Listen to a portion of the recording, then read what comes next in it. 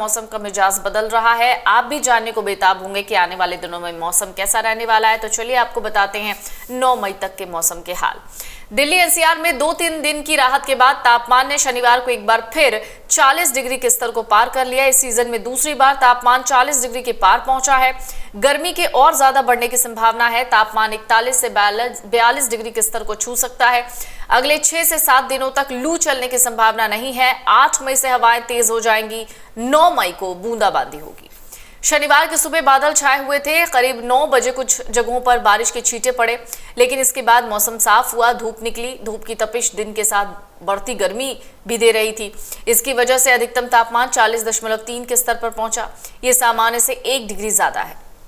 इससे पहले 26 अप्रैल को इस सीजन में पहली बार अधिकतम तापमान 40.5 डिग्री दर्ज हुआ था। शनिवार को न्यूनतम तापमान 23.2 डिग्री रहा। यह सामान्य से 1 डिग्री कम है। हवाओं में नमी का स्तर 18 से 58% रहा। अधिकतम जगहों पर तापमान 40 डिग्री के पार रहा। सबसे गर्म जगहों में रिज का अधिकतम तापमान 41.3 आया।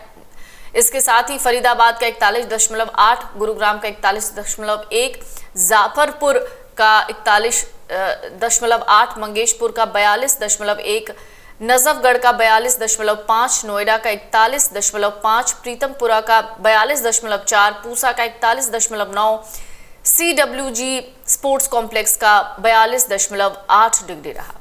पूर्वानुमान के मुताबिक रविवार को आसमान साफ रहेगा। अधिकतम तापमान 41 और न्यूनतम तापमान 22 डिग्री रह सकता है। 6 मई को भी अधिकतम तापमान 41 और न्यूनतम तापमान 23 डिग्री रह सकता है। 7 मई को तापमान बढ़कर 42 डिग्री के पार पहुंच सकता है। न्यूनतम तापमान 24 डिग्री रह सकता है। वहीं 8 मई से हवाएं तेज चलनी शुरू हो जाएंगी। 8 मई को हवाओं की गति 25 से 35 किलोमीटर प्रति घंटे रह सकती है। हवाओं में गर्माहट का एहसास होगा। अधिकतम तापमान 41 और न्यूनतम तापमान 24 डिग्री रह सकता है। 9 मई को आंशिक बादल छा सकते हैं। हल्की बारिश होगी। अधिकतम तापमान 40 और न्यूनतम तापमान 24 डिग्री रह सकता है, यानी न्यूनतम तापमान बना रहेगा। अधिकतम तापमान में इजाफा देखने को मिलेगा। इसके बाद मौसम साफ हो जाएगा। 10 मई को अधिकतम तापमान 39, न्यूनतम तापमान 24 डिग्री तक रह सकता है। मौसम विभाग के अनुसार 10 मई तक लू चलने के आसार नहीं है।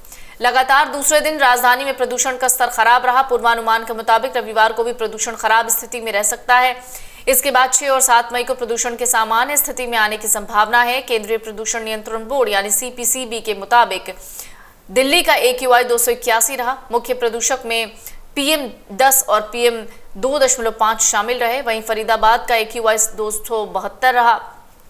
गाजियाबाद का 210, गुरुग्राम का बेहद खराब 351, ग्रेटर नोएडा का 260, नोएडा का 235 रहा। दिल्ली में 11 जगहों पर प्रदूषण का स्तर बहुत खराब रहा। सबसे प्रदूषित जगहों में मुंडका का AQI 366, NSIT का AQI 375, वहीं 23 जगहों पर प्रदूषण खराब स्तर पर और 2 जगहों पर सामान्य रहा।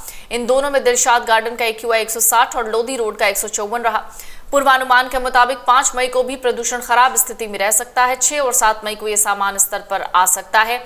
इसके बाद अगले 6 दिनों तक इसका स्तर सामान्य से खराब बना रहेगा। शनिवार को हवाओं की गति 16 से 20 किलोमीटर प्रति घंटे की रही। तेज हवाओं की वजह से धूल ने प्रदूषण बढ़ाया। देश में गर्मी का असर लगातार बना हुआ है। मौसम विभाग ने छत्तीसगढ़ समेत देश के 7 राज्यों में हीट वेव का अलर्ट जारी किया है। पश्चिम बंगाल, ओडिशा, तमिलनाडु, आंध्र प्रदेश, कर्नाटक और तेलंगाना इसमें शामिल है। मध्य प्रदेश और राजस्थान के कुछ इलाकों में 2 दिन बाद लू का असर दिखेगा। मौसम विभाग के मुताबिक शनिवार को मध्य प्रदेश, उत्तर प्रदेश, छत्तीसगढ़, आंध्र प्रदेश, महाराष्ट्र में तापमान 42 डिग्री के करीब रिकॉर्ड किया गया। वहीं तेलंगाना, ओडिशा और कर्नाटक में टेम्परेचर 45 डिग्री तक पहुंचा। आंध्र प्रदेश के नांदयाल में 46 डिग्री रिकॉर्ड किया गया। देश में कई शहरों में बीते कुछ दिनों से हीट वेव की स्थिति बनी हुई है। इस बार हीट वेव के दिन भी ज्यादा हैं। एक रिसर्च में दावा किया गया है कि लगातार हीट वेव बनी रहने से जान का खतरा बढ़ जाता है।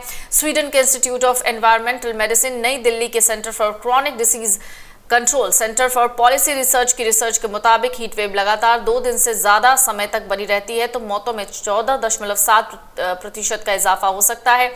इस रिसर्च के लिए देश के 10 शहरों में 2008 से 2019 के बीच सभी कारणों से होने वाली मौतों और सैटेलाइट से औसत तापमान का डेटा लिया गया। इससे पता चला कि सालाना हुई करीब 1116 मौतों का संबंध हीट वेव से था। तो हीट वेव का क्या असर होता है? इसका एक असर अर्थव्यवस्था पर होता है। घर के बाहर काम करने के घंटे घटने से 2030 तक भारत को 20 लाख करोड़ या GDP का 4.5% का नुकसान हो सकता है। इसका एक असर दिमाग पर होता है। जटिल समस्याएं हल करने वाला हिस्सा काम करना बंद कर देता है। इसे हीट स्ट्रेस कहते हैं। एक और असर इसका होता है शरीर पर, ऐंठन, बेहोशी, थकावट, हीट स्ट्रोक, शरीर में पानी की कमी, इससे व्यक्ति की मौत भी हो सकती है। अगर आप ये वीडियो YouTube पर देख रहे हैं तो हमारे चैनल को सब्सक्राइब करें और बेल आइकन को दबाना ना भूलें। अगर आप Facebook पर ये वीडियो देख रहे हैं तो हमारे पेज को लाइक करें।